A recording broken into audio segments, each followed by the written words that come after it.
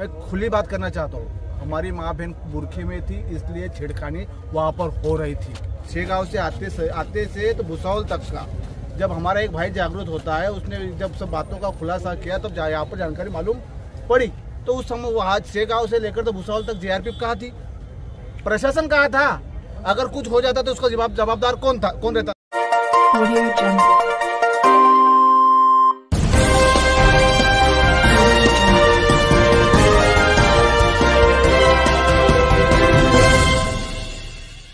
जय हिंद, मी फिरोज तडवी आणि आपण पाहत आहात GN न्यूज। भुसावळ रेल्वे डिव्हिजनमध्ये परत घडला चालू गाडीमध्ये मुलींच्या छेडछाडचा प्रकार।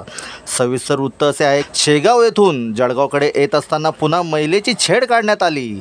महाराष्ट्र एक्सप्रेसमध्ये तक्रारदार महिलांनी भुसावळ रेल्वे GRPला सांगितले, आम्हाला धक्का सुद्धा मारण्यात आला आणि आमच्या समोरच चालू गाडीमध्ये रेल्वेच्या डब्याच्या दरवाजातून उभे राहून लघुशंका करत होते। अतिशय निर्लज्जपणाने 15 मुले आमची छेड काढत होते। शेवटी भुसावळ रेल्वे स्टेशन येथे आम्ही मुलांची तक्रार केली। त्यापैकी 5 आरोपी मुलांवर GRPने कलम 354 प्रमाणे गुन्हा दाखल केलेला आहे आणि बाकीचे 10 छेड काढणारे मुले हे भुसावळ रेल्वे स्टेशनवरून फरार झालेले आहेत, अशी माहिती आम्हाला सूत्रानुसार मिळाली। आमचे उपसंपादक बाबू शेख यांची खास रिपोर्ट पाहत रहा GN न्यूज।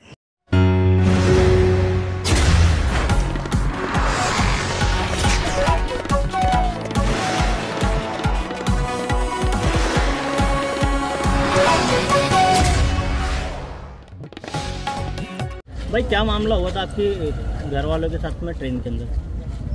मैं सकी पटेल, जलगांव ईदगाह कमेटी मेंबर। सर में हमारा भाई है, ये शेगांव से निकला था और शेगांव से चढ़ते ही कुछ 15-20 लड़कों ने इनको जब समझ में आया कि ये छेड़खानी कर रहे थे, इनकी बहन थी और इनकी वाइफ भी साथ में थी, तो इसने हमको फ़ोन किया कि ऐसा ऐसा मसला हो रहा है। तो हमने इसको फ़ोन करके बताया कि तू खामोश बैठा और कुछ ही मत बोल, हम इंशाल्लाह वहाँ पहुँचने की कोशिश करते हैं। और हमने फिर यहाँ भुसावल के हमारे जो दोस्तदार थे उनसे बात की कि भाई ऐसा ऐसा मसला है, तो जलगांव में महाराष्ट्र एक्सप्रेस में ये थे, तो हमने इनको शांत रखे और यहाँ पहुँचने के बाद फिर यहाँ उनको जमा किया गया। अच्छा, यहाँ पर RPF पुलिस और GRP ने किस तरह कॉपरेट किया?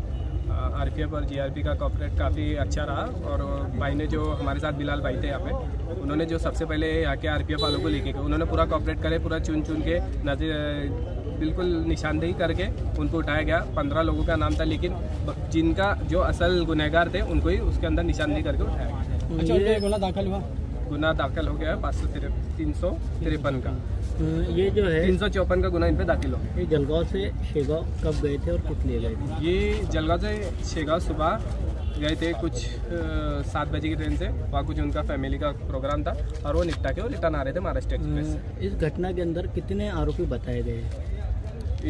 अभी तो फिलहाल 5 पे केस हुई है।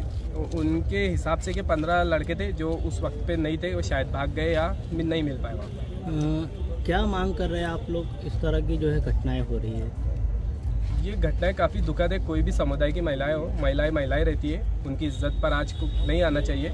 और जहाँ भी इस तरीके से घटना होंगी, मैं ये सबसे अपील करता हूँ कि इसमें कोई धर्म जात ना देखते हुए कोई भी महिला के साथ कुछ भी ज़रा सी भी छेड़खानी हो रही है और उसको कोई परेशान कर रहा है, तो हमने वहाँ सीना तान के खड़े रहना चाहिए और उसकी इज्जत बचानी चाहिए।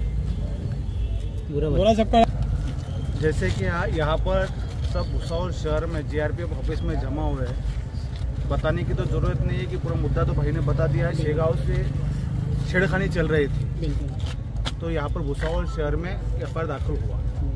बट एक बात मुझे यहाँ पर बताना चाहता हूँ, अगर यहाँ पर भारत में हमारी माँ बहन सुरक्षित है क्या, जहाँ की सैकड़ों लोग हो गए बोगी में, रेलवे में सैकड़ों लोग हो गए और 10-15 लोग आकर अपनी माँ बहन को छेड़ रहे और हम लोग देख रहे।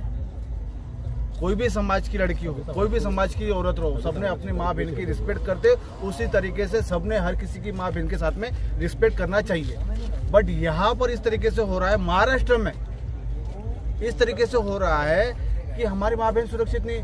अगर मैं खुली बात करना चाहता हूँ, हमारी माँ बहन बुरखे में थी इसलिए छेड़खानी वहाँ पर हो रही थी।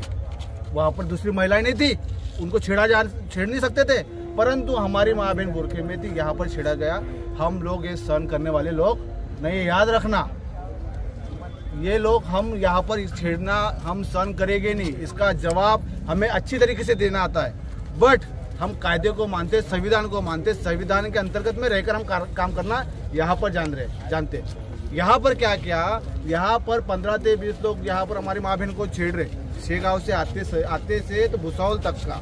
जब हमारा एक भाई जागरूक होता है, उसने जब सब बातों का खुलासा किया तब यहाँ पर जानकारी मालूम पड़ी। तो उस समय वहाँ शेगांव से लेकर तो भुसावल तक जीआरपी कहाँ थी, प्रशासन कहाँ था? अगर कुछ हो जाता तो उसका जवाबदार कौन रहता था उसका जवाबदार? यहाँ पर मुझे मालूम पड़ा कि जीआरपी रेलवे प्रशासन यहाँ पर कहीं तो भी कम गिर रहा है। हमारी माँ बहन को सुरक्षित रखने में यहाँ पर कहीं तो भी कम गिर रहा है। अगर जीआरपी रहते तो पुलिस प्रशासन रहते थे रेलवे गाड़ी में तो इतनी छिड़खानी होती थी क्या? उनकी हिम्मत नहीं बढ़ पाती थी। और यहाँ पर हमें कहीं तो भी लग रहा है कि जीआरपी और पुलिस प्रशासन यहाँ पर कहीं तो भी कम लग रहा है, इसलिए यहाँ पर छेड़खानी हुई गई। और दूसरी बात, यहाँ पर 15 लोग थे छेड़खानी करने के लिए, उसमें से सिर्फ 5 ही लोगों के ऊपर एफआईआर दाखिल किया गया। 15 लोग, हमने बोला, क्वेश्चन उठाया उनके ऊपर कि 15 लोगों के हमें नाम होना, उनसे पूछताछ कीजिए, परंतु यहाँ पर जीआरपीएफ लोगों ने यहाँ पर किसी की सुनी नहीं, सिर्फ 5 लोगों के ऊपर एफआईआर दाखिल किया। हम चाहते हैं कि टोटल जो 15 लोग थे उनके ऊपर एफआईआर दाखिल हो। अगर इनके ऊपर 5 लोगों के ऊपर हुई, जो 10 बचे ले उनकी हिम्मत बढ़ जाएगी ना, तो उनकी हिम्मत रोकने के वास्ते पूरे 15 के 15 लोगों के ऊपर एफआईआर दाखिल होना ये हमारी मांग है।